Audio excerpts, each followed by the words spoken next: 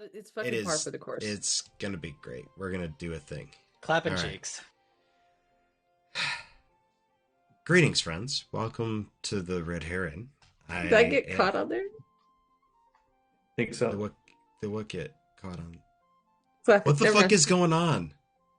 What's going on? Hello, everyone. Welcome to the Red Hair Inn. We're here for another episode of Ecriom Expeditions with these degenerate folks that are ready to face the end of their lives in whatever way that needs to be. But we're gonna start hitting the wild and fan out. But I'm gonna pass it over to the innkeep. He seems like he got everything he needed from the back room. What? I've been here the entire time. Okay, Samurai, calm down. What'd you just call me? Who? What's up? Huh? Sam Reich, the host of Game Changer, who's I tagged don't even know who he's that been here is. the whole time. Oh, I don't even know who that is. No, actually, if you see this, I know who you are. Please don't actually- cancel me. What? Oh. What? Oh, that's the show. Gotcha. Who? Now who's Can on we? second? Oh my god. Third Why? base. We're a strong start as always. Absolutely. Anyways, we're here because we're all secretly trying to hide the fact that we're sad.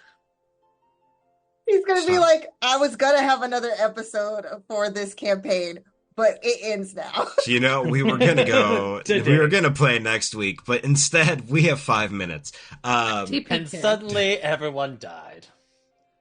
No. That's all it is. But no. I'm gonna let everybody else talk because that's what they want to do, and then we're gonna get on with tonight's session. Taryn, go ahead, talk. My name is Taryn, also known as Val Rook, across the socials, that kind of thing. Follow me there. I've got updates coming on some things and working on some stuff with Logan and other people. You can catch me Mondays on Modifius, where I do the thing there. But today, I am Eden of the Briar. And we will see how this goes. Hi, I'm Renee. I am playing Perrin for the second to last time. And it's been a long time. And we'll hopefully see the actual conclusion of our adventure next week, bearing in mind anybody else's potentially really low health. But that's neither here nor there. Yeah, it's my sister. She does things. Hello, everybody. I'm Utahime. I play the cinnamon roll, Vanara Valar, who's desperately trying to keep her brother alive because he already died once. Let's not have it happen again. And I will pass it along to our lovely beings below. Hi everyone. I'm the discount bard who hides inside the body of Eddie, playing as the artificer goblin Art, who plays as a goblin who is still inside of a penguin suit, who is still inside of a spider. Somehow, some way. And that's my story. I'm sticking to it. Let's pass it along. Hey, I'm Lizzie Donahue. You can find me on social media at the LizzieLD or Twitch and Discord at pi_heart. Actually, I think Discord is pi heart, all one word. And today I will be playing Oak, who is about to have more feelings about family than a modern Disney protagonist. So we'll just pass that right on. It's Jaden King. I'm on all socials as it's Jaden King doing Jaden King things. But here I'm Corvus, Wormhaver Noctifer, who is making bad decisions and considering taking over new realms, because I guess that's where we're at. If I survive. Yay!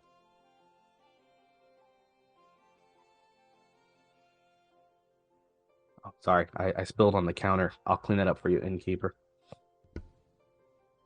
All right. There you go. All right. Well, where we picked up or left off, our band of wonderful adventurers have found themselves in the Winter Court after finding hundreds of shards containing the essences and souls of individuals trapped by not only the Queen of Winter, but her daughters.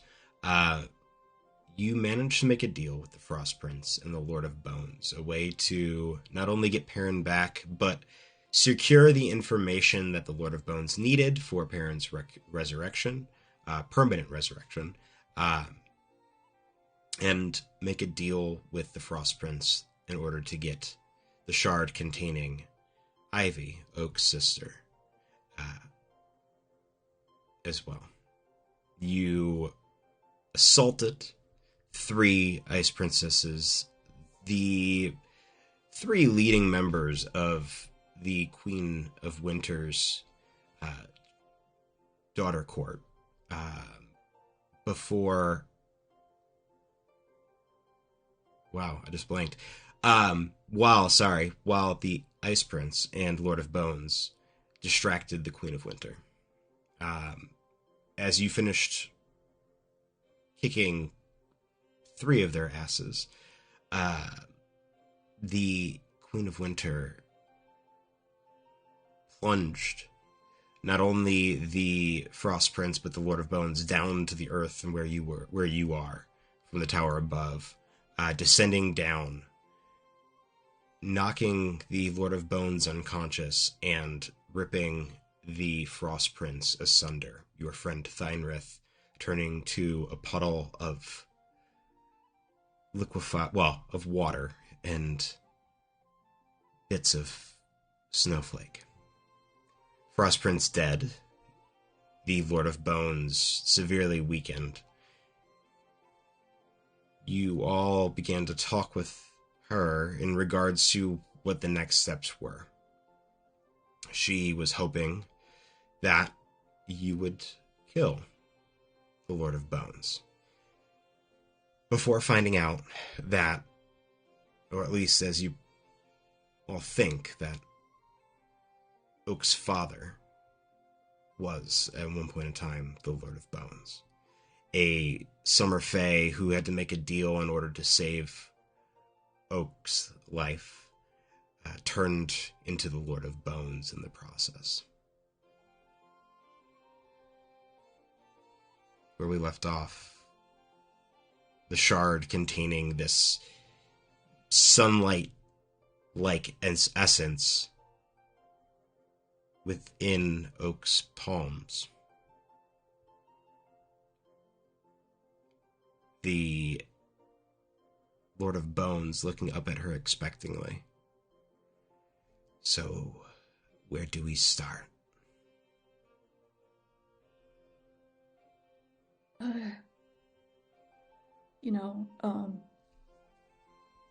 This is a lot all at once.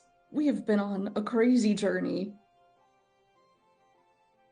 crossing across realms, and I thought I was at peace with not knowing who my parents were because I was afraid of finding out the truth, because I had a feeling it would be a sad story.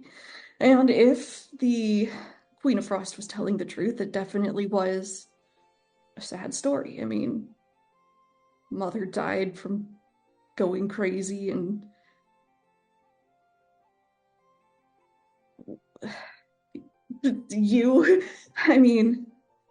our introduction was you killing my friend because you felt we were too happy.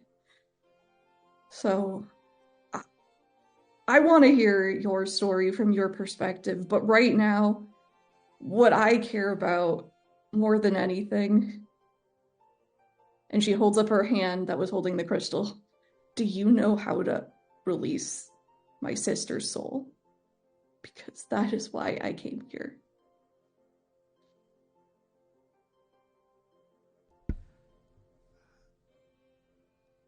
Have you tried,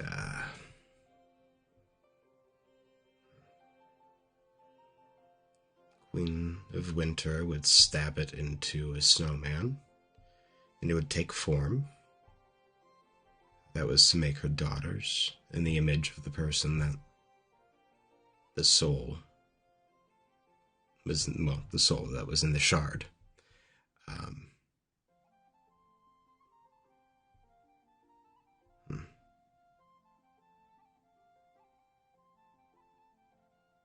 I'm not turning Ivy into a snowman. She's never even seen snow. You could try to stab it back into her. You don't have the body with you. I think it's in the summer court. Or not the summer court, the spring court still. That's what Owlbear said, where he said he left it.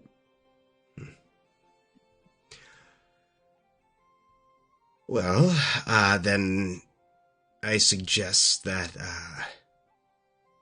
we can take a trip there at some point and try it then. That would be the best sort of. Right. Okay.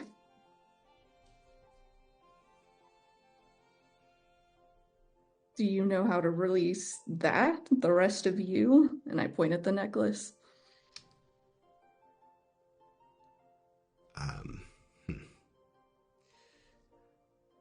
You probably break it. And he finds like a just like a bench that's close by and sets it down. I imagine when it's released, it will come back to me. That's at least what the Queen of Winter made it sound like. To be honest, I don't know what to expect. If what she said was true, the deal that I made was a deal that and he points to the crystal, he made. I was a blank slate when I was brought into being. I was molded to fit the image of Archfey of the Autumn Court and assigned a title and a crown. Molded by who? Her? The Lady of Darkness, yes.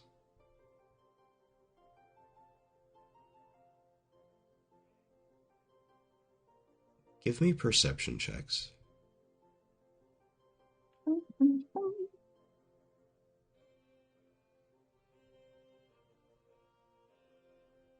15. Eden.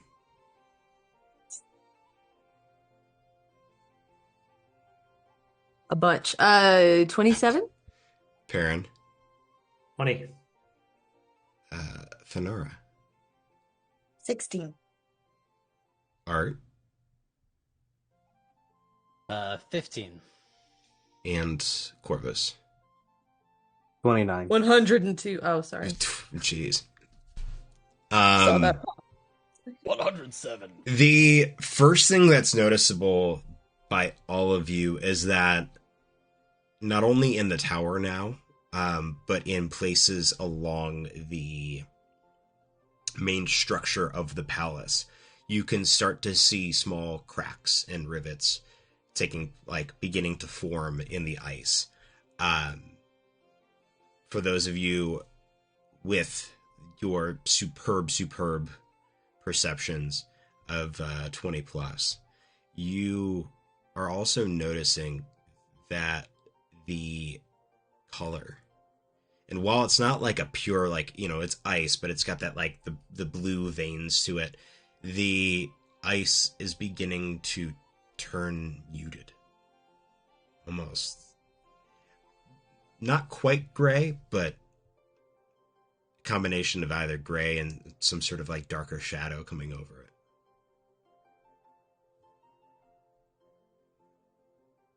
It's happening a little bit here and there as you see, and you look off to Corvus and Eden. You look off into the distance. You can see where the horizon is this faint shift in the color of the sky, going from this kind of just like slate gray as like the winter storm clouds are overhead to the horizon where you see strips of indigo and violet and like deeper blues and purples across the horizon.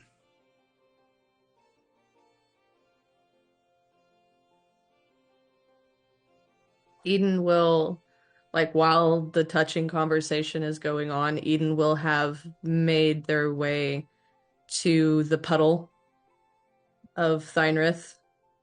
And, like, while this conversation is going on, Eden is, like, in deep contemplation, is not listening to anybody, is deep in her thoughts, and starts to use Druidcraft, and, like, over this time is growing kind of this, like, this rose bush of sorts, but the leaves are kind of like spiky looking almost, and they're like such a deep green that they're almost like navy in coloration. And the rosebuds that are appearing on it are this like pure white that kind of become this dusty blue on the edges of the petals, as like Eden is just looks definitively like distraught, but like is like there's definitely cogs turning like as they notice this happening. I would also like to add that since Art was close by when it happened, that a very sad-looking small giant frost spider approaches and just kind of settles down next to you as you're doing this.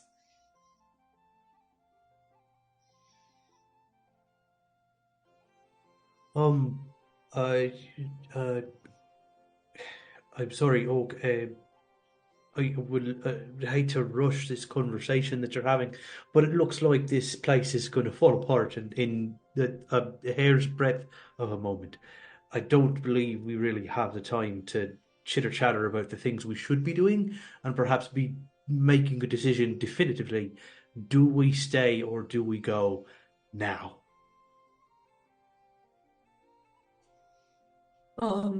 Can you get us into the like? Can you transport us to the spring court? I say, looking at the Lord of Bones. Uh, with my magic, one second, and he pulls like from his finger bone. He disconnects a section of it, and you can see it almost looks like a whistle, where like the fingernail is. And he puts it to his lips, or well, to his mouth, and then he realizes he doesn't have lips. And would one of you mind blowing this for me?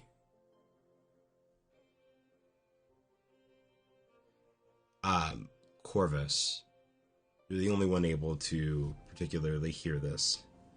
It is a frequency very high pitched. And in but a few moments, you begin to sense the presence as if coming to you all like a speeding comet. The winds above you and the clouds begin to part as you see this, yet again, dive-bombing skeletal Dracolich descending from the sky.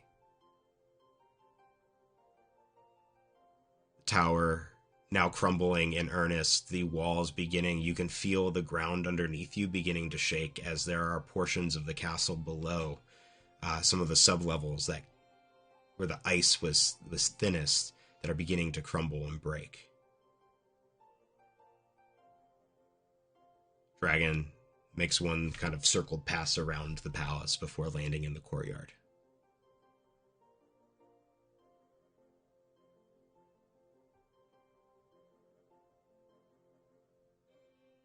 Now's as good a time as any. Shall we? Banar is still holding on to Oak's hands. Oh, Can I make an insight check, GM, as to whether or not this effect is indicative of something approaching or just magic leaving? That would be an Arcana check. Okay. Then that is a 22. You're not quite sure. There's a weird mixture. You do sense the dissolving of the Queen of Winter's power. What forces she had at her beck and call that created the castle and created her palace. But there's also a sense of destruction. There's a bit of a hint of malice. And then there's also this almost consuming darkness that's there as well. Three forces that are at play, trying to dissolve what's left of a crumbling winter court. Do any of them feel familiar? One of them does. You'd be able to sense some of Lyrian's presence and the fading of color and some of the deeper cracks in which your small briar has now started to make in the ice below. Eden doesn't move.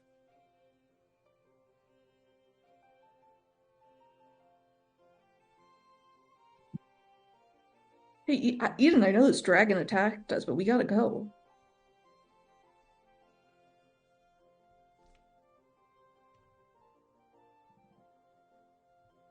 What's the matter, Aiden?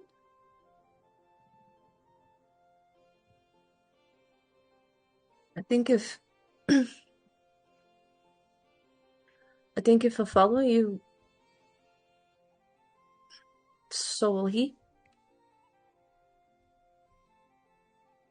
What do you mean? He's here.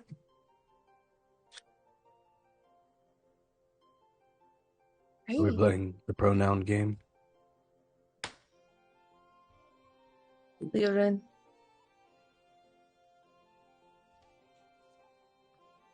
Killing the Winter Right. Queen plays directly into his plans.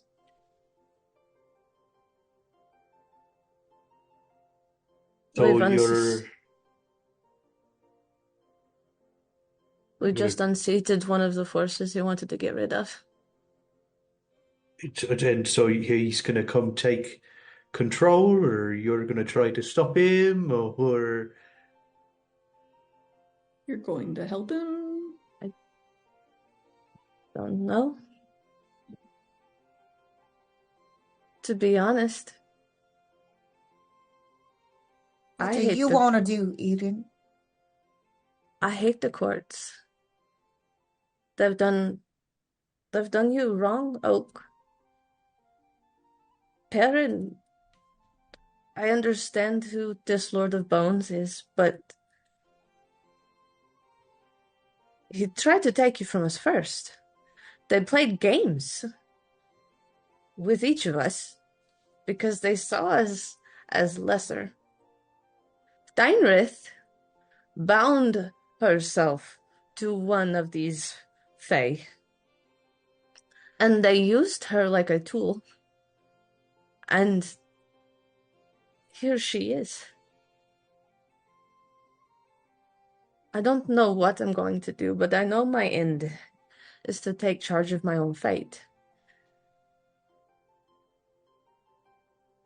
But I also know that I have made oaths as well. I just don't know how they're going to play.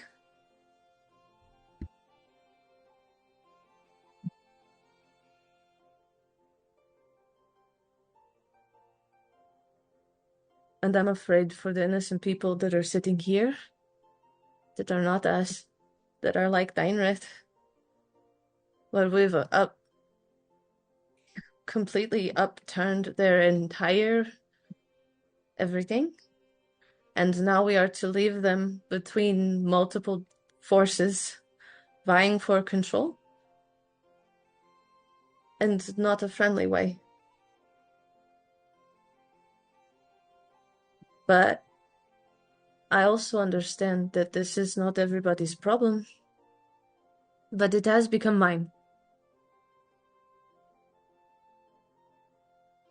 I feel for the people on the edges. They don't fit in either box. They have to sit on the edge and watch others have family. They don't really belong anywhere. And I think it's wrong for them to fall into the hands of someone maybe that would use them, like these people have done. So I do not know what path I have to take to get there, and what sacrifices I will have to make. But I'm not done fighting for those people yet.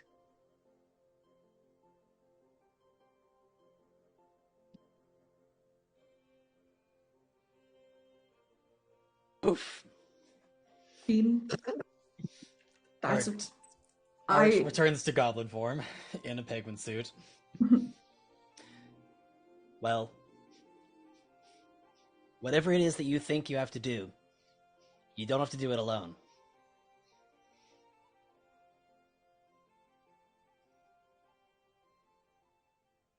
You're right. We're the one who caused the power imbalance. We probably shouldn't just abandon everyone because of what we did. Oak pauses and stares at the crystal in her hand. Then she looks at the Bone Lord and says, "My sisters with the leaders of the Spring Court. At least I'm pretty sure that's where they said they left her. Will you take this to her body and try and revive her? And try and fix yourself while you're at it." And then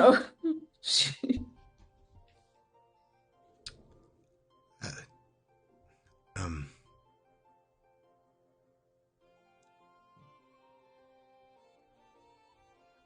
confused. You don't want to go yourself. You don't of want course I to. want to go myself. But this is the best thing I can think of. That or I go on my own and the rest of you stay here, but that doesn't feel right either. No, I wouldn't want you to go by yourself. But we also don't want to endanger your sister if he's going to follow us and possibly harm her and others. Oh, still holding out the crystal to the Bone Lord. His fingers will stretch and wrap around it. I swear to you that I'll do what I can to ensure this gets into the proper hands. To ensure that your sister is returned to you. Thank you. And Oak slides off the dragon. Eden will turn to look at the Bone Lord. I've not forgotten. There's a long way back for you.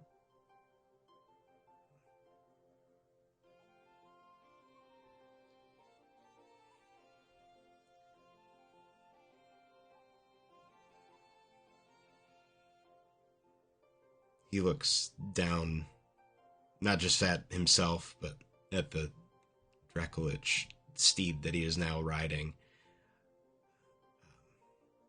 I climbed a long way to assume lordship of this court.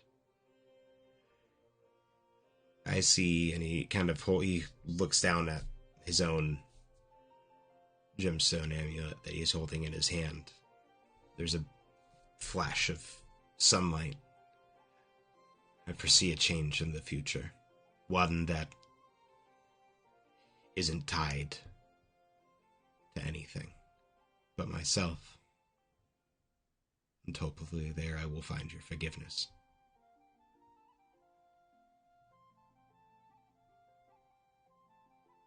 Meta question.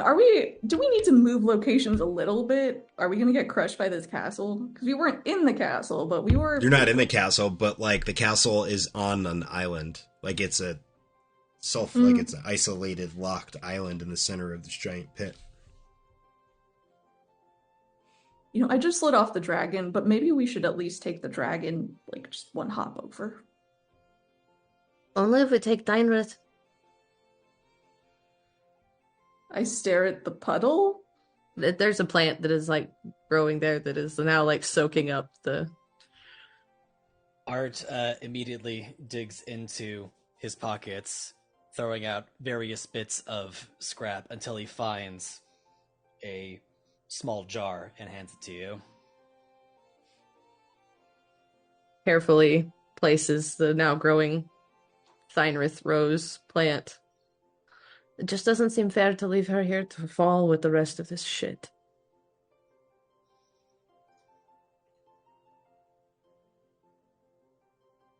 All right, well, let's go then. As you all climb aboard this dragon, takes a moment for you all to find the proper positioning and where to sit so you're not falling through cracks in the combination of decaying flesh and bone before the Lord of Bones just pats the side of its neck and says, take us to, you said the spring court. He looks back at you, Oak. No, did you put me right over here? As Eden points down just on the other side, safer distance away from the castle.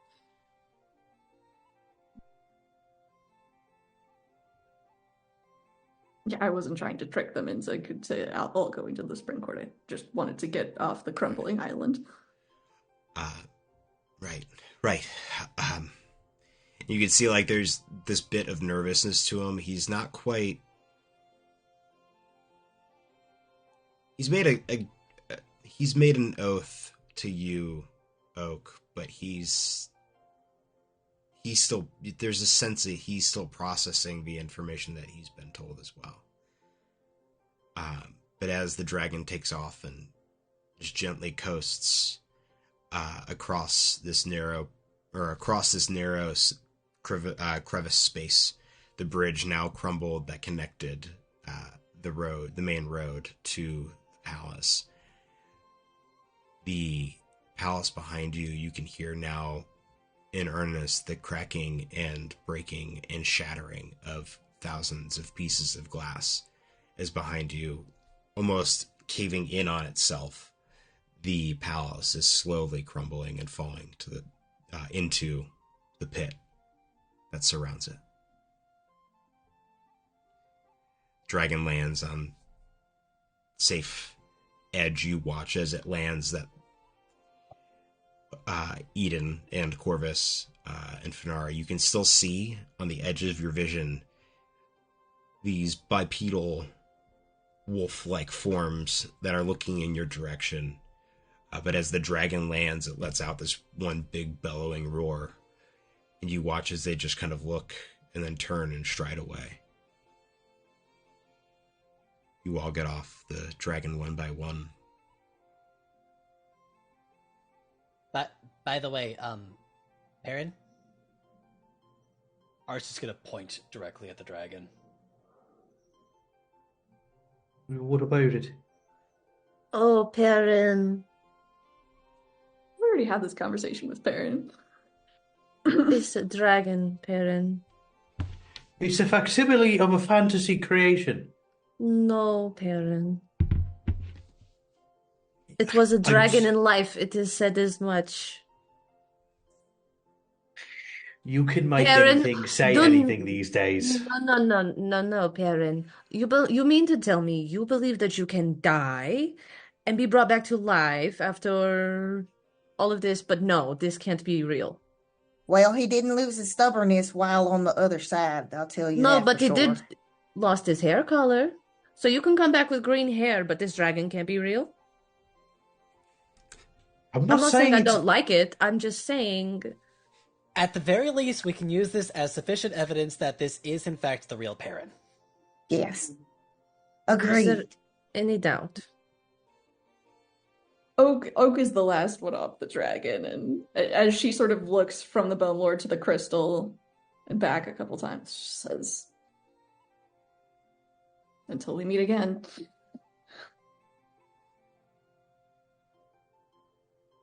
He just nods and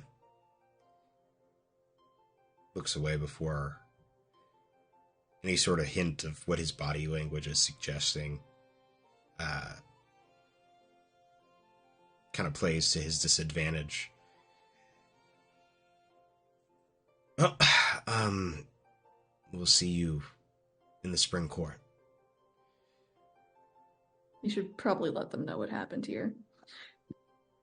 Oh, there's a lot that they're going to need to know, and a lot that I'm going to need to find out. Oak slides off the dragon. The second that your boots hit the ground, you just hear a quick, yeah! And the dragon lets out a roar, and as he begins to fly, the wind kind of carpeting you guys all back and pushing you all back a bit. Perrin, you hear through the roar, or the single roar that it lets out, I was reborn just as you were.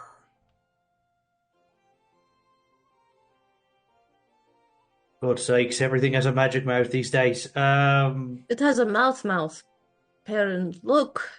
You be careful. I'll give you mouth. I'll show you what. And You she, can't even reach me from down there, Perrin. my legs may be short, but I've got hops, my dear. And he just kind of like turns to everybody. All right, so we've damned the people of the Winter Court, and what are we going to do about it? I have no idea. I just know that I can't really go because I feel bad. It's not the greatest reason. But also, if there are eyes on me, then it would probably be better if I don't follow people that, if this makes sense. He talked to me during the battle, so. And your plan is to wait until he shows up and then... I really don't know. I was thinking maybe we just do some poking around, see what is happening. I don't know what's going to happen if we see him. But we are waiting to see him. Maybe, if he shows. Are we going I to just- kill him, or I have no idea. Like I said, I've made oaths that I can't break, which But- are... that I would return back and help him finish whatever this process. What is very vague. I know this is going to surprise you. No, not at all. Yes. But But what... also, they spoke in riddles my whole life. I what don't know everything. They purposely, I am now seeing after watching numerous people be manipulated. Do you remember the riddles? Because maybe we can figure it out together and see if there's a loophole out of the oath or something. It was, I would return, we would break the courts, which I now understand. The first time he said it, when he said break the courts, I thought he meant like a crystal. And I was like, well, why do we want to do that? They're just shiny. But now I break the realize, courts, carry on. I know Wisteria said something about her being nice to me because I was supposed to be in charge. So that was interesting. They kept telling me I needed to be prepared. We read stuff about Winter's sacrifice at one point. Remember these things that you all Go off and encounter? on, yes. We talked about Winter's Night, which we might have just made, by the way. This But- is Sorry, to clarify, what is the specific oath you're bound to? Aside from all the riddles, there is an oath, which means there are specific words, even if it's vague. Well, there's one that's very fuzzy from when I was very little, and I don't really much remember that one, short of like showing like the left hand that has this massive scar through it, showing something about this.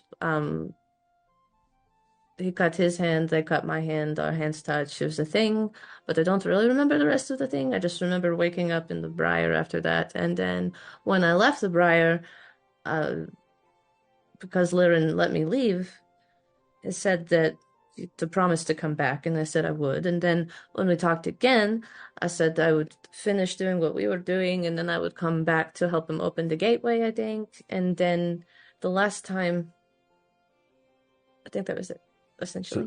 so all The that's left gateway. is Oh, something oh, up then something about breaking the quartz was also quartz Breaking this broken. was quartz. And gateway? Yep, What gateway? got the card. Where? oh You don't know? mm, For I would Liren, have yes? yes. Which that was why I kept asking questions because I was like, why is Liren locked up? Corvus like kind of stands up taller and stretches. Wait, so Okay. it sounds like a blood oath. Does that Mm. mean that basically if Eden doesn't keep her part of the oath, that something horrible will happen to her? Well, probably, yeah. Probably. I was Is there a like way to break a 9. blood oath? Dying. DM, I was actually just going to Oh, ask if yeah. there's anything in my Dying? studies that would have informed me as to the specifics of a blood oath and what that entails. I was actually kind of leaning towards Make that as well. the two of you make both of you make Arcana checks for We me. were in the library that one time investigating things with the I court. spent half my life in a library. I would also like to point out that Bernard reads a lot. that whole thing also ended with me having pink hair and not being what I was before. And antennae. Well, I mean, the and- You pink didn't hair always have doesn't pink seem hair? like a Oh, bad got thing. it. I see. Never mind. No, I It's a actually pretty I've had color. I know, but I've had flat like memories come back, and I think I actually used to have like blonde hair, and my ears weren't notched funny, and I didn't have antenna. And we don't know where this gate is supposed to be. No, but I know where the briar is. And that is where? Outside of Wefglen, I guess. But also, that's like going into his house, and I don't know if that's a good idea. Anyways, my point being is I was going to wait and see and make sure that these powers weren't going to just come and envelop everything. I want to say while this is happening, Oak is like building a fire. She's like sort of gathered like there's nothing we can do immediately, so what we're gonna do is rest. Rest. She's just waiting for everyone else to catch on. And anyways, that was my whole idea. I just felt the The- responsibility.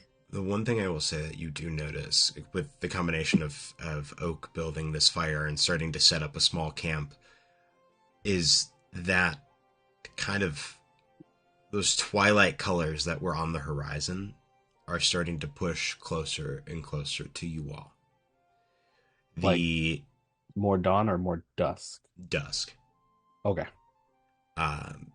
The pit below, you can still hear the faint cracking and shattering of ice below, but when you look down into it, it's almost devoid of color, devoid of any sort of life, devoid of anything. There's a point where you can see shades of spires and walls and parapets and stairs. But then below that, through that, it's just darkness. Some of that might be the impending or encroaching darkness of twilight itself, or failing of your own visions, or whatever magics are slowly consuming this place.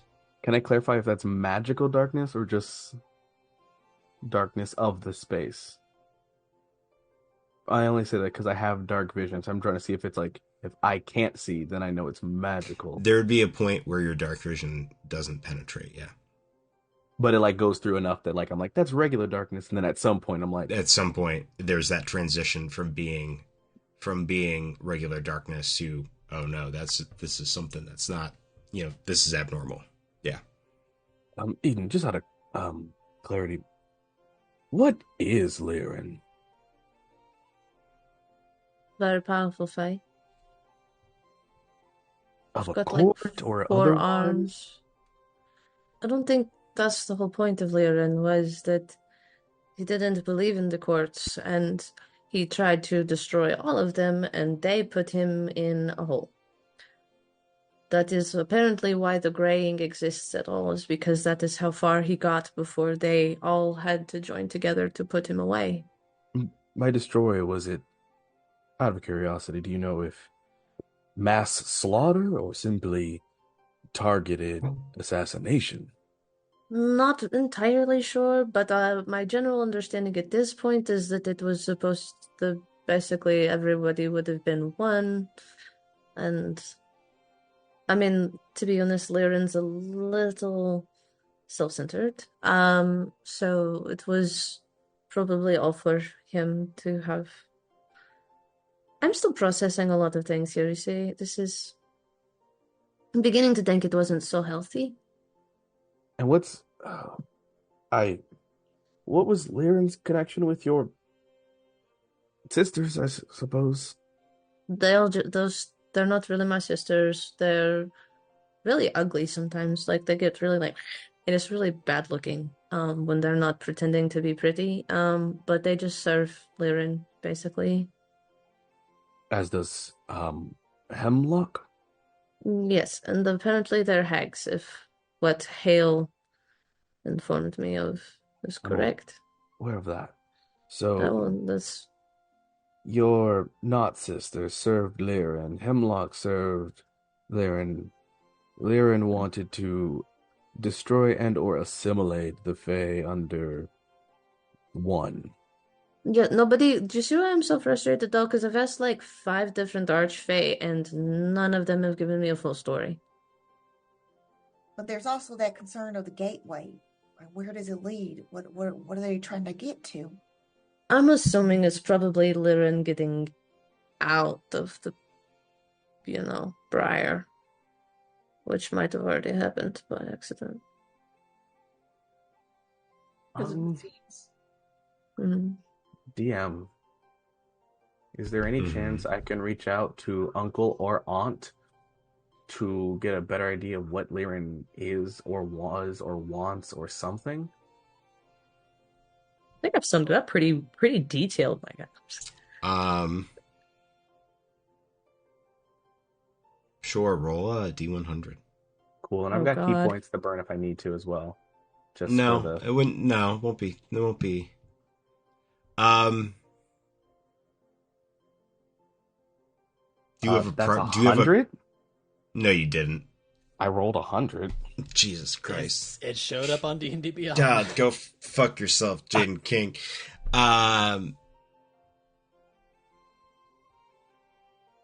Who do you want to answer? I didn't actually. Corvus doesn't care which one. He actually very specifically has been trying to straddle the line. So whichever one's willing to. Well, that's not what I asked you. But how about this? Make in your head. Make one heads, one tails. Bahamut's head, Tiamat's Okay. tails. Should have been reversed. As I said it, I'm like, that's a. All right. But Tiamat tails. You know what I mean? How do you call to? Corvus And to gets your real uncle. kind of like as trying to ask the questions, gets kind of slower breathing, hand over like crossed over, and kind of like up moves the fingers into like hand sign forms, and kind of sits with. I've connected with Bahamut before, and I've connected with Tiamat, and I kind of allow my essence, like an astral projection form of me, to kind of reach out and branch up and down to the upper and lower planes to kind of like spread myself as like a beacon to try and latch on to an energy of who's willing to receive an audience. You feel yourself being pulled from your body Up and down. upward. And as you begin to ascend through the clouds, first thing you notice is that you would have imagined that there would be a point where you would stop. Right? Like that you'd hit a wall in the Feywild, right? It's its own little box that it lives in. You've been told of the planes, and you've been told of how they work. But this isn't what you've expected. This isn't what you've learned. As you're pulled, you can feel your breath catch for a second as you feel that very familiar weightlessness as you break atmosphere and are floating through astral space. You pull farther and farther back until you can see almost like a flat disc with some slight curves where they kind of connect and contort to allow the different quartz to connect, almost like an infinite loop. You can see the planet that is the Feywild.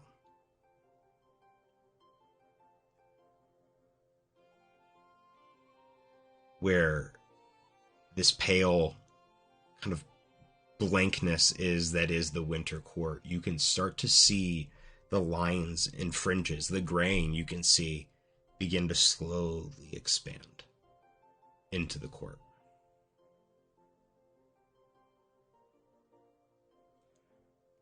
Not quite what you imagined, was it? Not entirely, no. And as you turn, you can see sitting on a small, kind of just like flat, almost asteroid-like rock, small little table with a couple of teacups, the old man that you had once talked to long ago.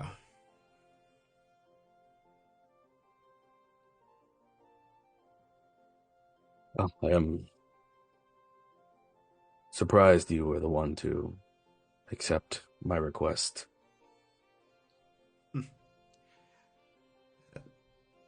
My wife and I have quarrels.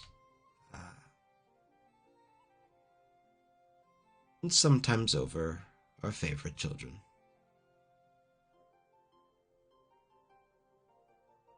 Yeah, pass. I just need to know what do you know of this Lyran's specific objective, or I know he would be a difficult entity to get rid of if he were to be allowed to assume power in the Feywild. Even more difficult if he assumed that power and then found his way to your world. is that a goal of his to spread that far? He was trapped, from my knowledge, which is limited, outside of one of the, well, a minor elvish settlement, but a notable elvish settlement nonetheless. One of their archdruids was responsible for helping to create this planar pocket that was a space between both your material plane of Ecriom and the plane of the Feywild, or planet as you see before you. But he is expected to become free with a cord broken. He has been... There have been air pockets that have been placed throughout the entirety of... There have been air pockets in which he can surface, he can breathe. He can get a bearing of his surroundings, not only in the Feywild, but on Ecriom. In theory, if he's powerful enough, he can break through those pockets and come into whatever space he wishes, whether it be the Feywild or the material plane, Ecriom. Do you view him as one who is evil, or at least chaotic, opposition to your doctrines? He is one who, if I were to judge, I would judge fairly based on the cruelty that was done to him. However, in the end, his revenge is not worth the lives that he would be putting in danger. Can we stop him?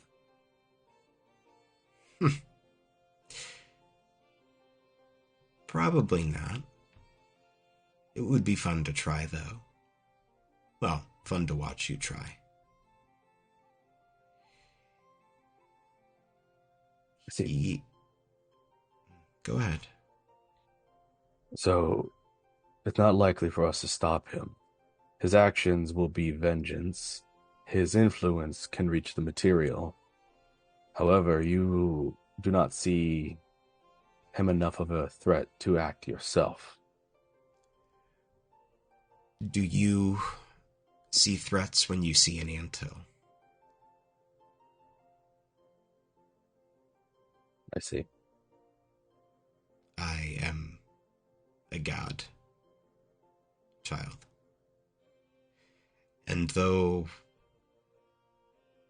there are many machinations that can stand to my power and might, so far all who have tried have fallen, both to me and to her.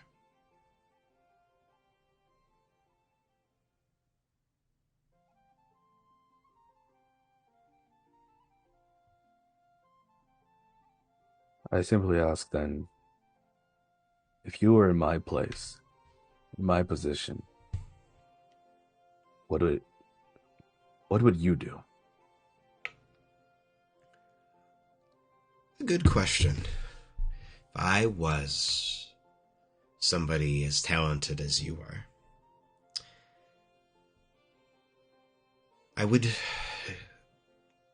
advise patience. In time, there may be an opportunity for you to strike. But for now, let the Fae have what he wants. You seem like the type of person who would want to, well, isn't there that saying, the bigger they are, the harder they fall? I feel like that's something somebody like you would like. That much is true. Then wait. He can be judged. However, I perhaps more importantly, will Eden be okay?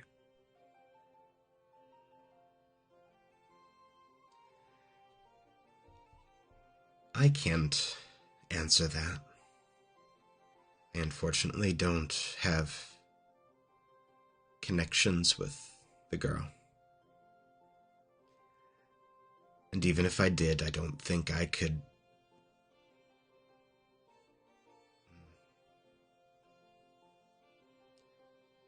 She has to choose her own path, just as you have to choose yours.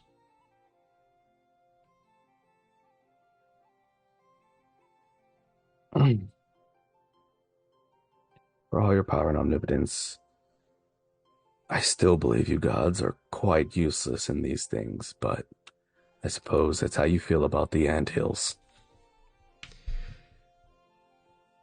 We all have a place in this world. In these worlds.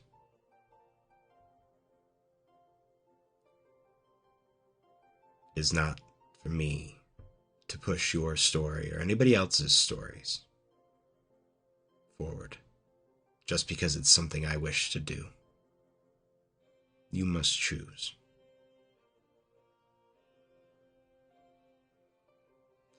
And though I can provide guidance, it is ultimately you who answers your own questions.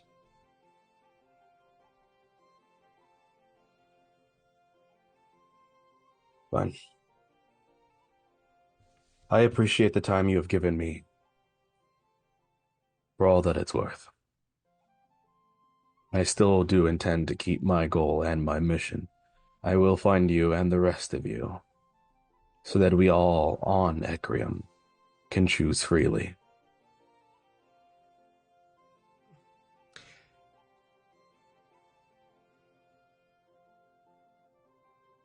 I look forward to seeing what you can become.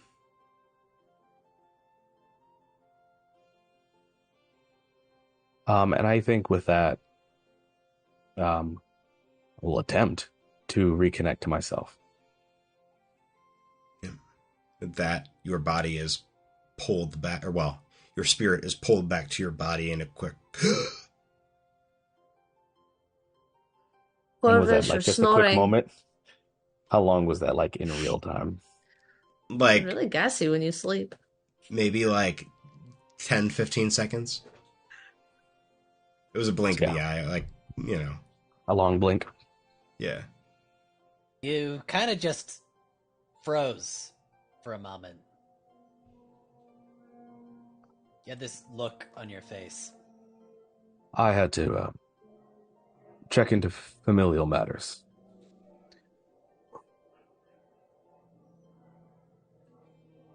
Well, if Eden, you're all impatient, I stand to serve by you in whatever actions you need to accomplish the goals you have set forth, to complete the oath that you need so that you can make the choices you deserve to make.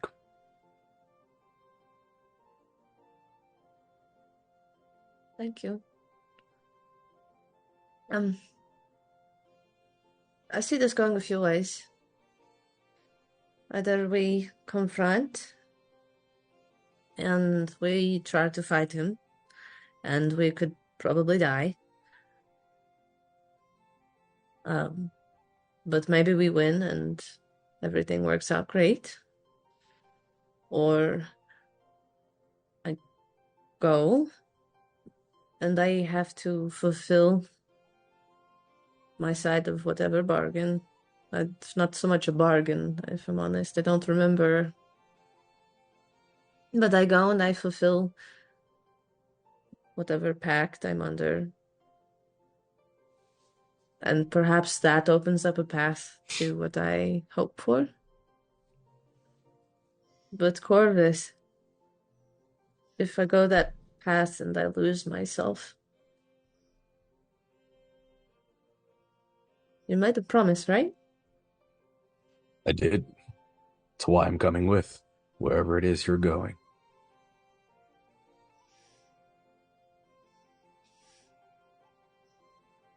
And But if I understand if you don't want to go, but I'm thinking I know where I dropped the last bud, and I know that was a direct line.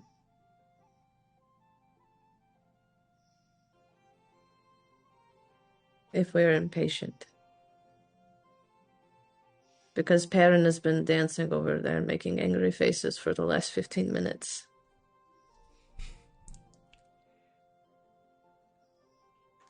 He also does that dance if he's constipated, so that could also be the situation.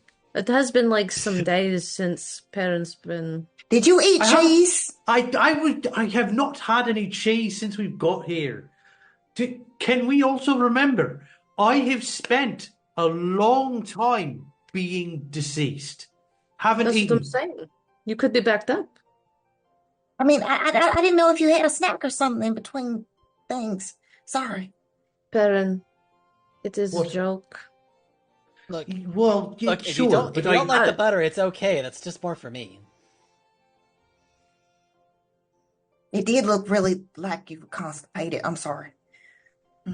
no, I'm just like. Listen, I'm just impatient. Clearly, we have an end goal here, or at least a direction. One, and he looks at his sister, one who walks paths to where we need to go. And perhaps if we dedicated, he looks over at Oak as he says this, ourselves to a purpose, we could get there a little faster. And with our keen minds, he looks over at Art, we should be able to decipher the right decision to make. No matter how adversarial or potentially dangerous. What's leading us there is entirely, at the end of the day, we either choose to stand up against the thing that is going to rend the Feywild to pieces, or, and he turns to Corvus, we seek justice.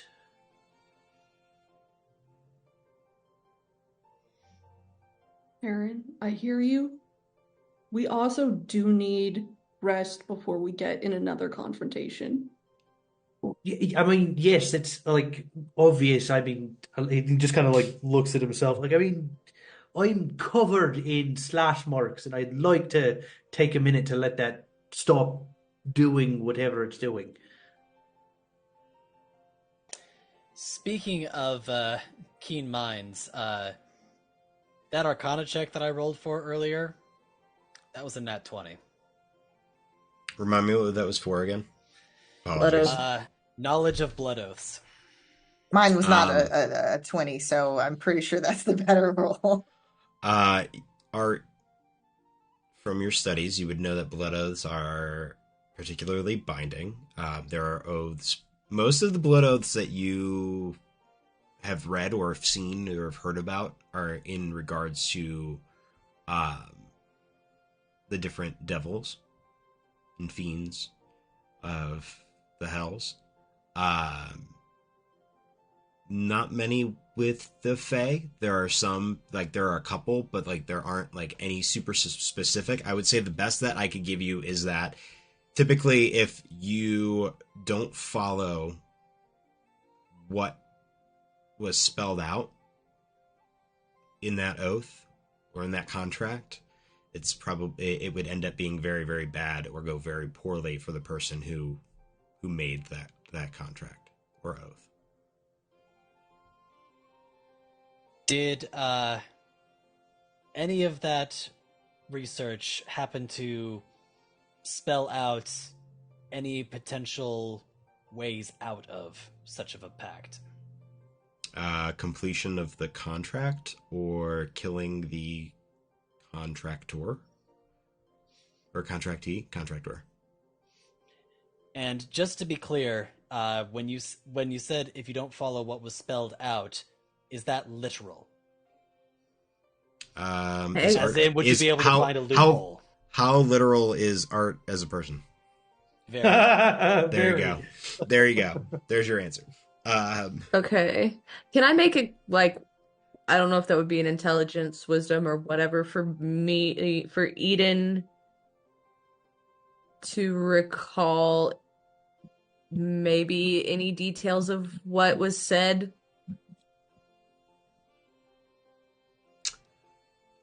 Go ahead and make a wisdom saving throw. Okay. That is a natural 20 for a 27? Wait, no, that's more. That's not right. It's a 20. What is proficiency bonus now? Oh, shit. That's a 29. You flash your memory flashes back to you sitting on a bed. An elven woman. Now, for context, you're a child. You are not your full-grown self. This is hundreds of years ago. It seems like a lifetime ago. Sitting on a small bed within the confines of what looks to be a very warm and welcoming home.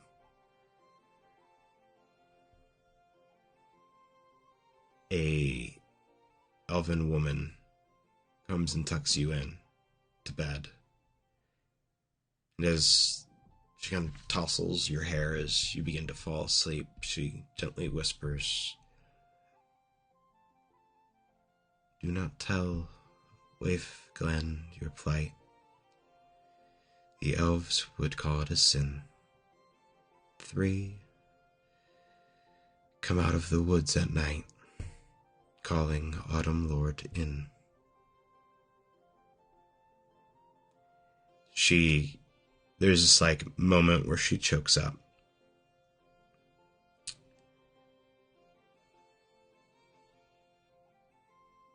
And she is about to keep going,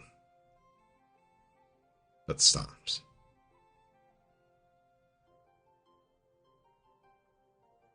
What do you do?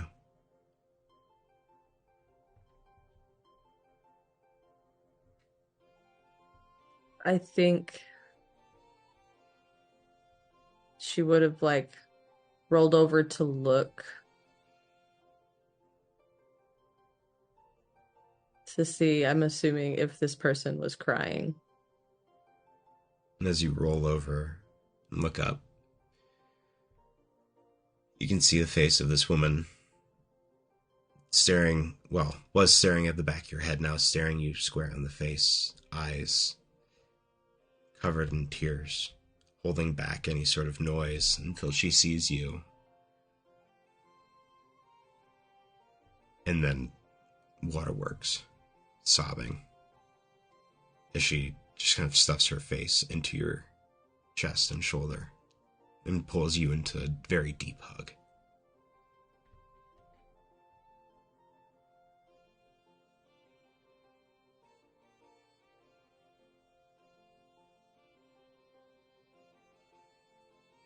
Did I do something wrong?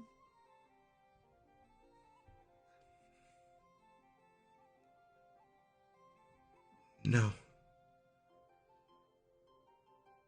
No. And she takes her hand, and as she holds your hand in hers, you can see that scar that you've known your entire life is already there, or is there.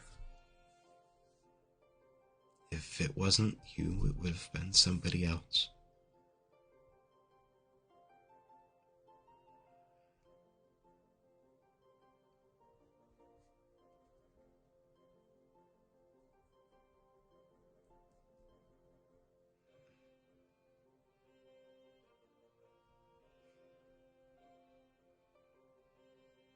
You must be brave.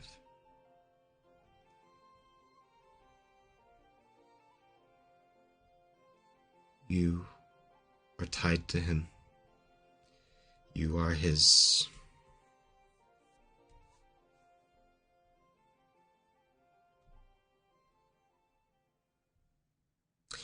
key to returning. His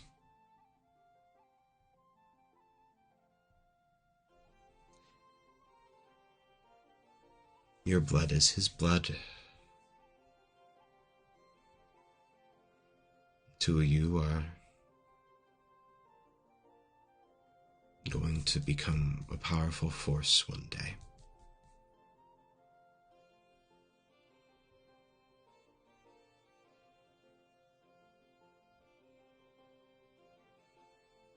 You have much of your father's power in you.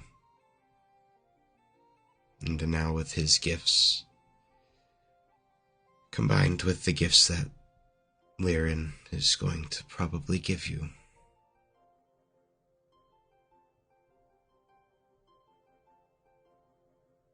sleep well. And she just leans in and gives you a kiss on the forehead before walking out of the room.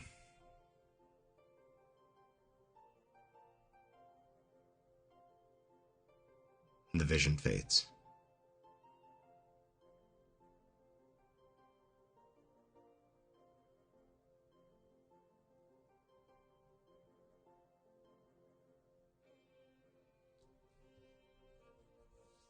Eden will be crying. I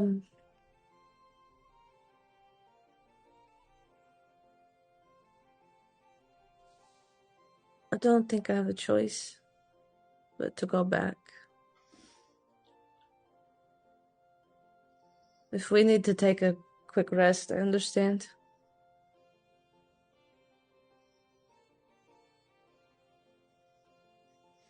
But if I recall the wording, I think I am just strictly bound to him.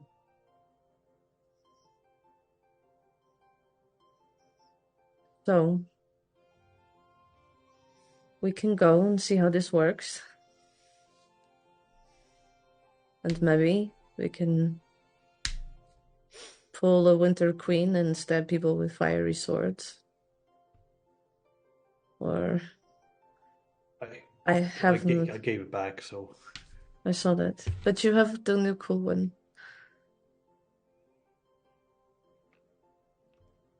Art.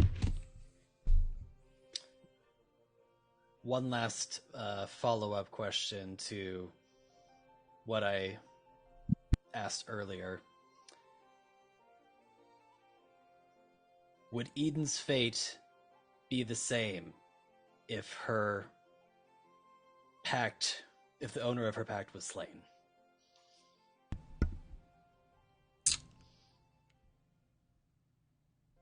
Are you saying the same as in like the same as Steinrith's, or the same as in you're not certain? In some cases, the slaying of the one holding the pact or the contract has ended the contract. In some, it's seen the death of the person that, was under contract. In most of the cases of the Feywild that you've seen, usually there's usually some sort of vindictive back end where if so-and-so were die or be harmed or insert, then XYZ happens to the person under the pact.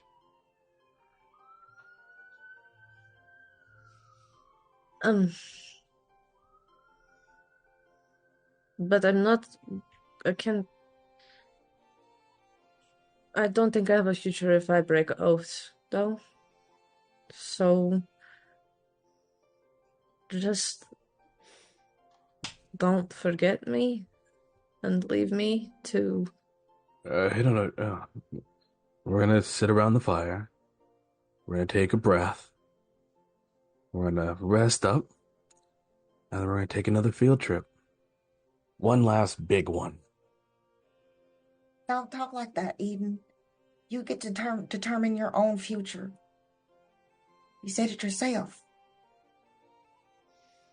I Make just your want own to... path. Thank you, Finn. I Of just, course. if for some reason I lose bits of myself, I want you to find me. You won't lose yourself. I told you this a long time ago, and I meant it. I believe in you. We can do this as long as we're all together. You saw how hard we all worked to bring Perrin back. We're not That losing was you a two. lot of And work. Oak's sister as well. Oak, are you sure you... You feel Oak's big hand on your shoulder. And she doesn't actually say anything. She just looks at you and smiles and sort of I'm still here. We're doing this together. Art is gonna walk over to Eden and hold out his hand to them. Friends, stick together. No ifs, ands, or buts. And Perrin puts his hand on Art's hand. Or butt wings. And he just kind of winks. They're thick or thin. Finn puts her hand on top. Corvus just face palms. I'm not necessarily familiar with all the ceremonies, but Corvus, I believe this is the part where you put your hand in too. And you say gotta make something it nice. Mm-hmm. I already said my nice. But you can put your hand here. Please. If you really need to, you could put one of your butt hands here. Corvus, I swear to all of the dragons that Perrin does not believe in, that if you put your hand on these hands, I will start referring to them as butt wings. Corvus does takes the hand and puts just like the fingertip, just like, but then is like, all right, hand, I guess. But you're Orc will then still the pile her barco. hand on top, squishing Corvus's hand in.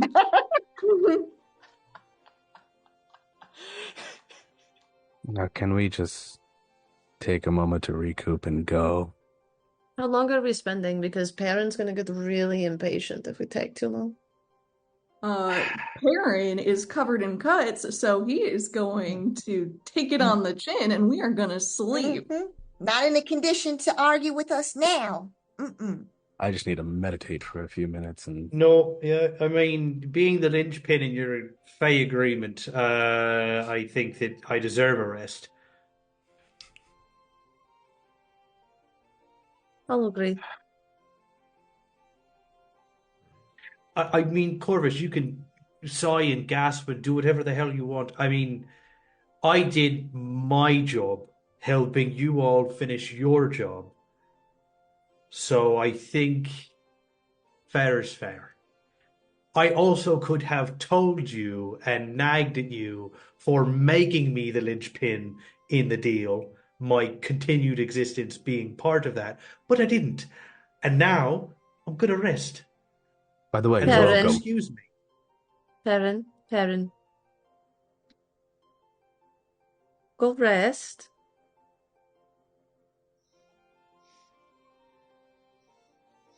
And then Just kind of lays down. I think Perrin might be a little cranky. And as you all eventually get settled and find your rest, that's where we'll take a quick 5-minute break so we can go do our thing. You guys can do yours, and we'll be back in a few.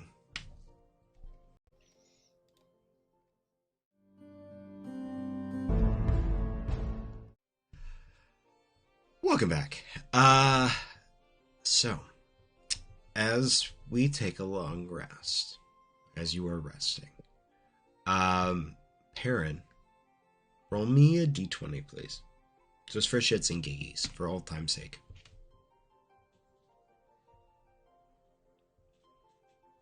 All right. That is a 9. 9. All right. The first thing you all notice as the fire begins to be built, you set up small makeshift tents, kind of carve your little, igloo-like holes into the snow, and kind of pack yourselves in to stay as warm as possible. As the temperature starts to get colder, it drops significantly as this twilight hits. And it's not above you in the sky. It's not dark. It's not like the blackness of night. It's just this pale, or this deep violets and purples that just streak across the sky, with patches of dark blues and blacks over in the far reaches of the space, which kind of go to kind of play that trick on you of what shapes you're actually seeing, kind of like when you're looking up at clouds, but just with the sky itself. The next is that darkness. As you guys begin to settle in, the darkness from the pit becomes increasingly more of this magical darkness that, Corvus, you had noticed before. And the last thing I'll say is that as you are finally settling in, the coloration of the world around you is, for lack of better words, turned gray. The snow itself even going from white to this off shade of just cloudy, slightly dirty, kind of dusty looking. As you dig in and entrench yourselves for the night.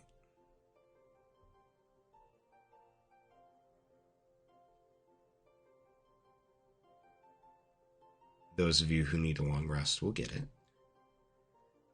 For my friends who require a little shorter bit of time, is there anything you would like to do? If not, we will very promptly wake you all up. Staying warm. I'm assuming Perrin, Art, kind of, whether it's willingly or not, they're being like absolutely snuggled.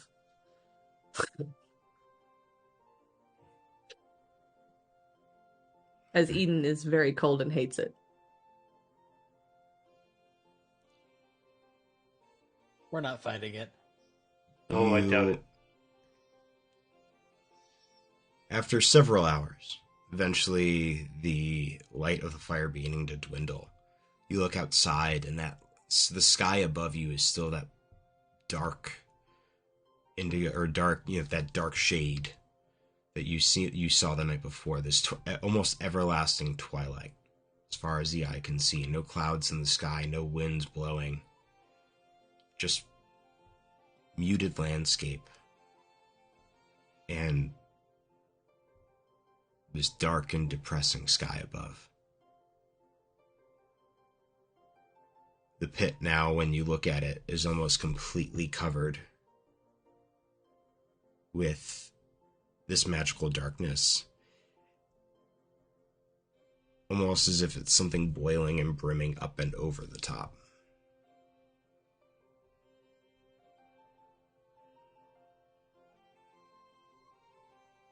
What do you guys want to do?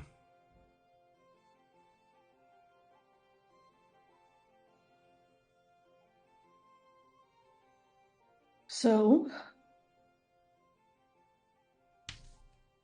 was the plan to go to the Briar? In which case, should we finally use that plane shift scroll?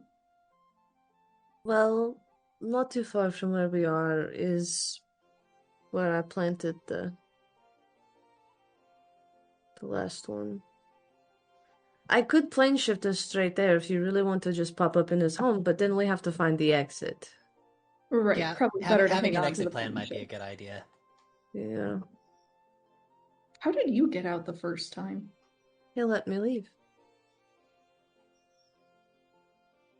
It's actually a long story, and nobody's really asked me exactly what happened.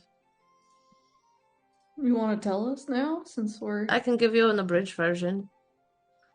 So I went to the town, and the people had sharp teeth, and they had like furry faces, and they tried to kill me, and then Liren saved me, and then there was this one person that was like, "You're of the spring court," and then gave me this pot, and then I went back to the house, and Hemlock was grouchy and angry, and they were like, "Go to bed," and so I went and I lay down, and I looked at my sisters, and they were all turning very ugly, and it looked like they were going to eat me, so I ran away, and then Liren was like, "You can go, because I get it, it sucks here, but you should come back," and I was like, "Okay."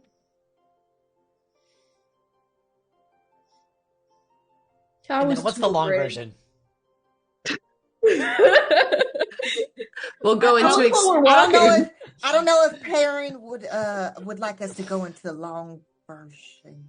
I think it's If we have time Yeah. while we're walking, I don't care.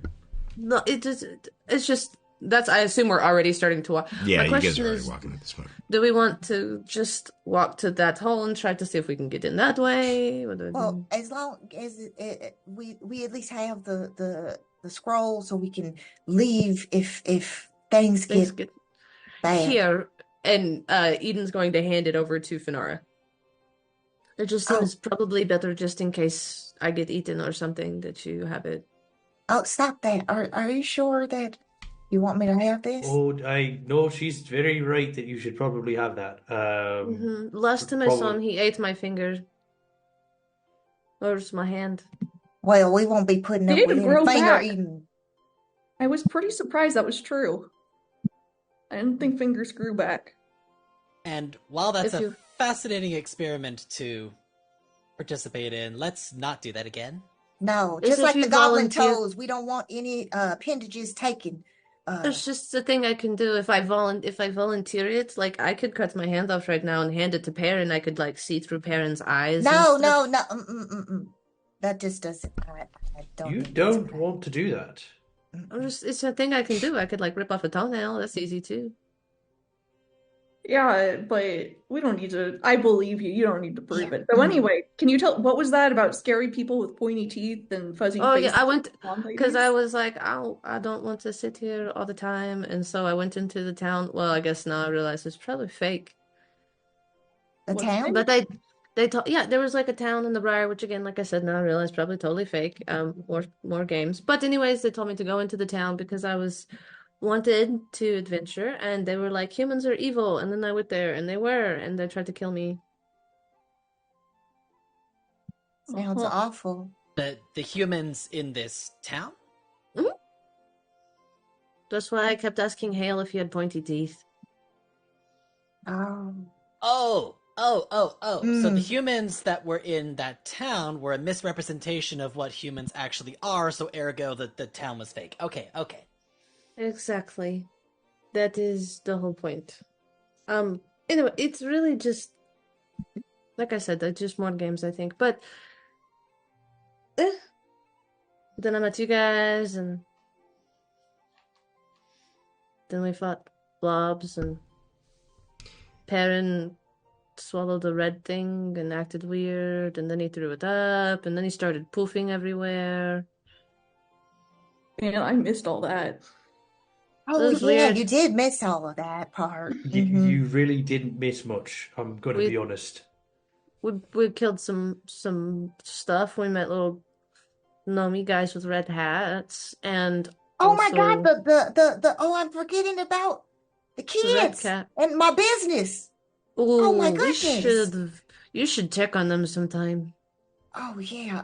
Because I kind I of think the put one of, reception is probably going to be a little bit fuzzy over here in this area.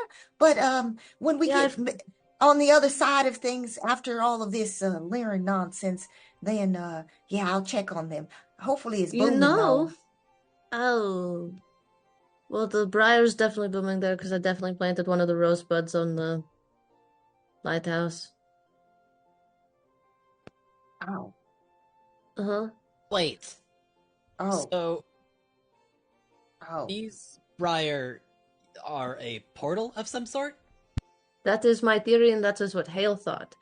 Um, but And that's what I'm saying. there's some in our plane. Yes, there's one that was right, well, probably not too far at this point. And there's one here. Mhm. There's two actually in our plane. Right. One of which So is at Hale's tower. so we definitely do not want Lyrin out and about here then. Probably Because it not. seems like the doorway is already there. Yeah. Yeah, we have no choice then. It's about I'm gonna.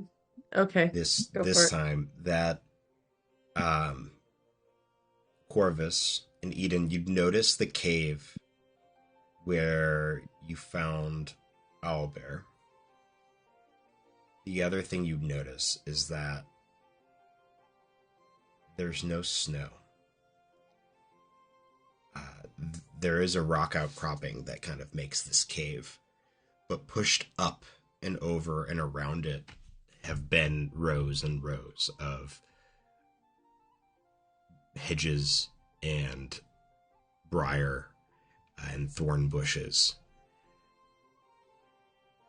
as if where the graying had ended had been pushed way up.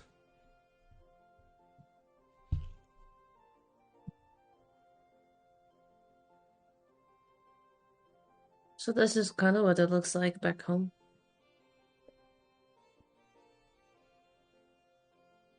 More of this? Does this guy look like that? I mean, in plain terms, it's just almost a solid wall of thorn and briar and just like a hedgerow that goes as far as the eye could see. As if there's just a steady wall that's slowly encroaching on the winter court. Not quite. I used to plant a lot of It's got flowers. similar qualities, but it's not The same. the same. You could at least move in and out of the one back by Waif Glen. No, I used to think it was kind of ugly, so I'd like make flowers and stuff all the time. But yeah, we should probably hurry.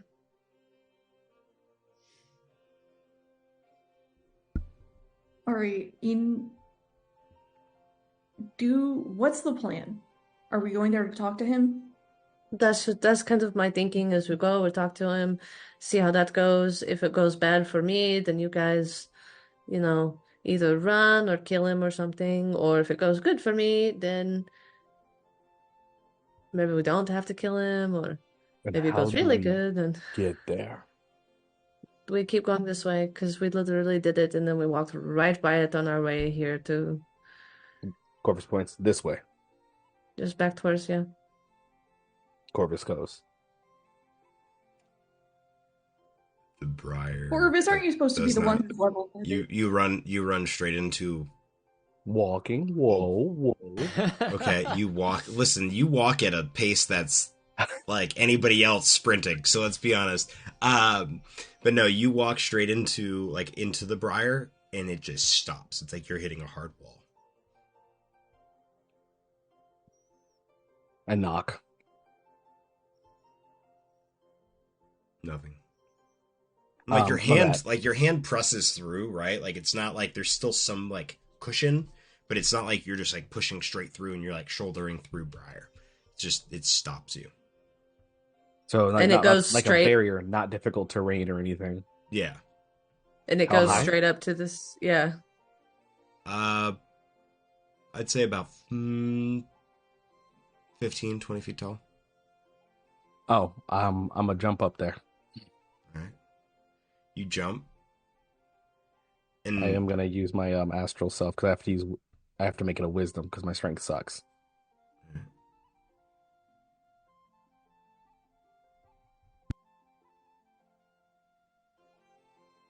Yeah, I'm jumping up and seeing if I can get up top. All right. As you jump up there, you feel yourself as your feet kind of find purchase on this kind of flatter top that's more of like the top of a hedge. Your feet find purchase, and it's firm for a second before you're slowly pulled down into the hedgerow. Or if I feel myself getting pulled, can I like jump back out? You can. It lets you pull out and jump back out and down to where everybody else is at. Okay, so it tried to eat me. Yeah. So how do we eat and open it? Eden is gonna walk up and just try to like just gonna touch it to see like what's going on, what sense of it they get from in Same general, whether I as when you've walked through it the first time.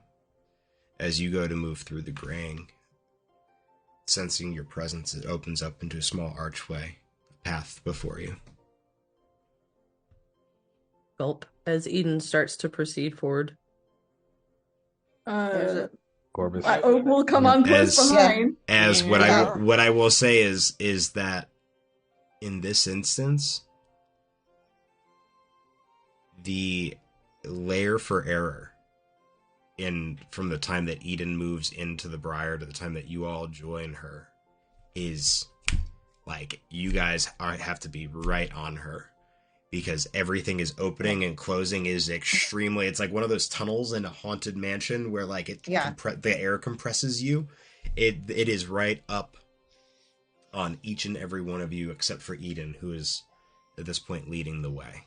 I will say that there's that rush instantly as Eden goes forward that waves over Eden, Perrin, Art, and also Oak. We're doing the emboldening bond immediately. And now it's 4 people. You push through until you eventually find your way to a small, familiar patch of earth.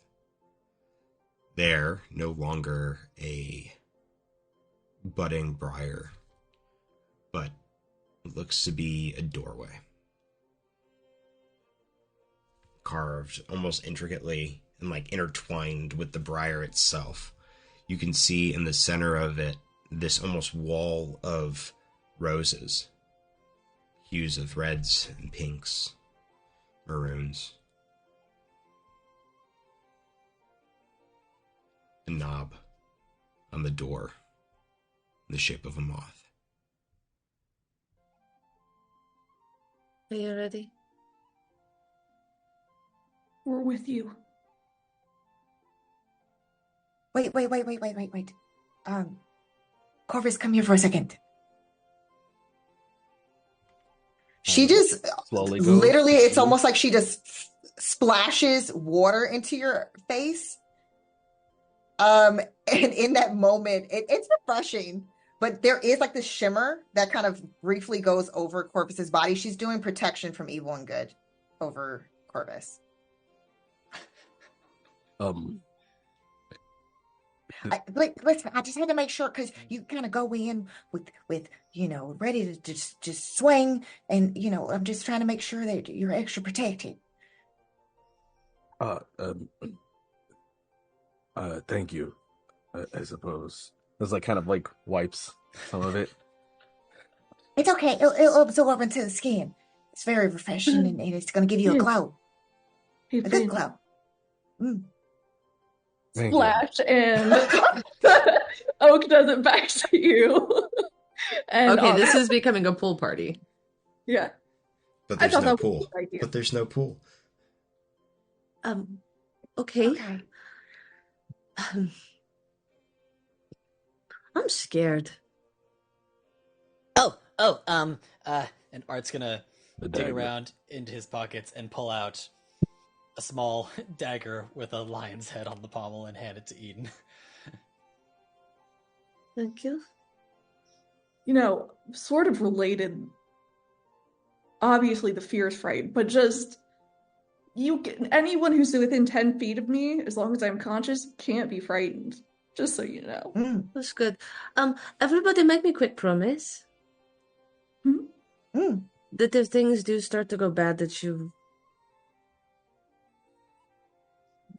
got to make it out. You have people to go home to. Wait, I don't think we can make that promise, Eden. I don't make promises I can't keep. I don't make promises with Faye, so... Oak looks Eden in the eyes, and she says, I'll make the promise that I'll do everything I can to make sure that somebody gets out alive.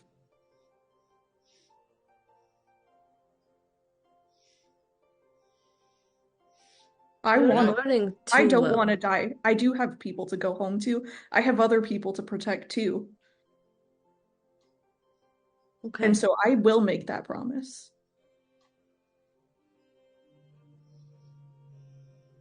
Don't forget who the first person to shout it looks like Hale is. Okay. I can promise you this. I will not let any more of my friends die. I wouldn't make that specific promise. I am happy you're all coming with me. It makes me feel a little better, because I know I can't do this by myself. Eden will reach down to take Art and Perrin's hands. Are you both with me? Wherever you go. Perrin. I told you once, I'll tell you again if I have to, and I'll say it in front of all of them if I have to. And he just smiles. Eden will lean down closer to Perrin. I love you too, Perrin. He just nuzzles her face. Or it's just kind of... And also this one. It's like Eden shakes Art's arm a little bit, I can't take anything too serious. It's too much for the emotion when I don't understand it. And then Eden will start to proceed to the door. Finn squeezes Oak's hand. You reach the door. Or just cracks knuckles. Eden will release everybody and approach the door.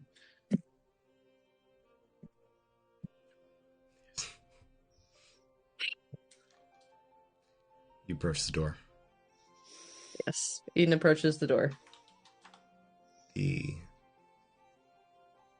all too familiar sense going home hits you. A home that you didn't ever feel very fondly of being in. One that was still home. Your sisters and Liren. And as you push open the door, you see a small forest. A field of flowers. And on the far side, a small cottage. A small plume of smoke coming up from the chimney.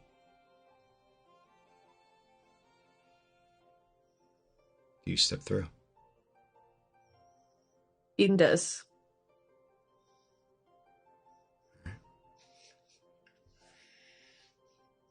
Like I said, I've let go of everybody's hands because I'm not dumb.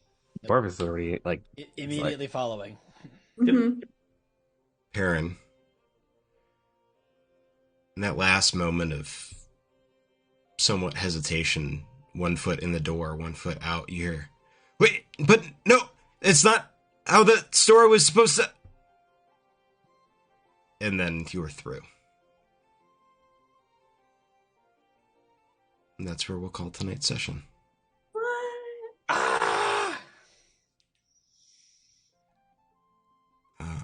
Join us next week for what very may well be the end of this campaign. Their actions will determine if we have to go one more session, but tentatively speaking, this is potentially the finale, the end. But we'll see. It's thank fine. you. Everything's fine. Yeah. We're going to go quickly around the horn, let all my wonderful players tell about themselves and what they're doing, and then we will close the end for the night. Starting with Taryn. Darren, also known as Valrook across the socials and on Instagram. You can catch me on Modifius Twitch every Monday playing Sport. I hooked up with Piper in Diamond City, so come check me out. So that's the thing that happened, because yeah. But I play a good old boy. Beyond that, I'm working on a lot of writing right now, getting ready to come out of dice making hiatus, which is great. I have medium dice because I don't want to make chunky boys and I don't want to make tiny dice. I want to come in the middle somewhere. But yeah, that's me. Follow me in the places to see what I'm working on and when I do things. My name is Renee. I am one half of Dragon Rock RPG Design. You can find us on Facebook and Twitter at Dragon Rock RPG and Instagram at Dragon Rock RPG Design. We're coming up with monks very soon. That should be very, very soon. So keep your eyes out on our socials for that. I am the official map maker for Critical Dice's Bag of Endless Dice. Figured out what we did for May was mines. I made a series of 4 maps going into a mine shaft. It's pretty cool and creepy. DMs can figure out what the story is because I don't fucking know when I make them. I just go, hey, here's the maps, like figure it out. So And they called it a mine. I just put interesting shit in there for you to make a story out of. If you like PvP games, if anyone who knows me, like these 5 do or 6 do, you will all have recalled the Mythical Melee at one point or another. If you like PvP and you also like kaijus, there was an iteration of Mythical Melee called Kaiju Clash, where you got to see Godzilla versus Kong versus Ghidorah versus Mechagodzilla. Our lovely friend and confidant, Kevin Coda, is going to be running a series of Kaiju Clash over on Start Playing Games. So if you wanted to be any of those four and take part in a PvP game, please head over to Start Playing Games. Look up Kevin Quota, Cuoto, Kevin spelt like Kevin is normally spelt, unless you're a severely white woman. So check out Kevin Quota and on Start Playing Games for Kaiju Clash. It'll be a great time. All of these creatures and stat blocks that you will be playing and using are created by Dragon Rock RPG Design. I wanted to promote it here because he's promoting us by taking on our stuff, so I figured I'd let everybody know. So check that out. That's all for me. My job's a bit weird. That's you. I am clearly not as cool as every single person at this table, but I'm honored to be playing almost every other Tuesday here, and it's going to be really rough for me to not see these beautiful faces as often, but hopefully often in other things. But yes, I am Utahime. I play Fanara Valar. You can find me at UTAHIME, Utahime Cosplay, pretty much everywhere, except on the app formerly known as Twitter. You can find me at Brianna DeCosta there. Obviously up to lots of tabletop shenanigans, and also Magic the Gathering. So if you like any or all of those things, including cosplay, you can follow me on socials or not, up to you. But there's going to be some announcements soon. So stay tuned. There's going to be some fun stuff. And then you can catch me tomorrow for the continuation of the Dune mini-series over on Modifius. Modifius Live is where the previous videos are found if you want to get caught up, because things are getting spicy. It's episode 7, so we're getting close to our finale over there. So we'd love for you to join us to see all the chaos, because we got 12 threat, y'all. And if you know anything about 2D20 systems, 12 threat is not good for a GM to have against their players. But chaos, we live for it. I will go ahead and pass it over to our amazing Bard, the Discount Bard. Hi everyone, Eddie, known as Discount Bard on the socials and in the chat. I'm normally on this lovely streaming platform on my own channel doing all sorts of random shenanigans, but I've been too busy adulting, and so things have been collecting cobwebs over there. Hopefully changing that in the not too distant future, but otherwise also a voice artist, actor, and otherwise just general purveyor of chaos and, silliness and all that good stuff. But yeah, you can follow my shenanigans on Discount Bard on all the socials, also on TikTok, also on Smule, where I'm singing with my beautifully average voice and doing all kinds of fun things there, especially with the other wonderfully talented individual who I'm going to pass it along to right now. Hello, I'm Lizzie Donahue. You can find me on social media at the Lizzie LD, despite the fact that I never post anymore. You can find me in Discord and here as Pie Heart, and you can find me on Smule, a wonderful karaoke app where I am creating a gender-bent has-been fan cast, which includes Eddie. He's playing Emily, I am playing Alistair, he's also playing Cherry Bomb. It's gonna be a blast. So we, I think, are almost done with recording episode 4 content.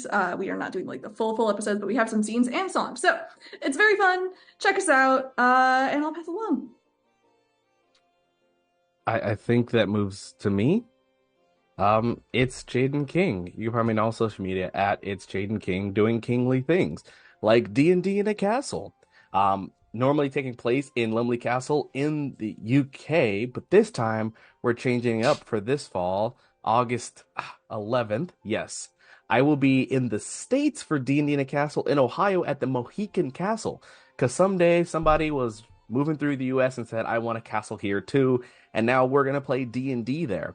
So if you want to play at my epic tables and can't make the chance to go across the pond, well, just head across the land and you'll find me there for an epic experience as I go through Downtown Dragons to Deep Breath, anime-style urban fantasy adventure through an epic campaign where I take players from level 3, tier 1, all the way to tier 4 combat in some of the most epic and brutal ways you could ever imagine, with a lot of epic mechanics, storytelling, and that's not counting the amazing experiences you get with D&D in a Castle, from a vacation experience with food, friends, memories, and, well, enjoyment all around. It's honestly vacation beyond imagination.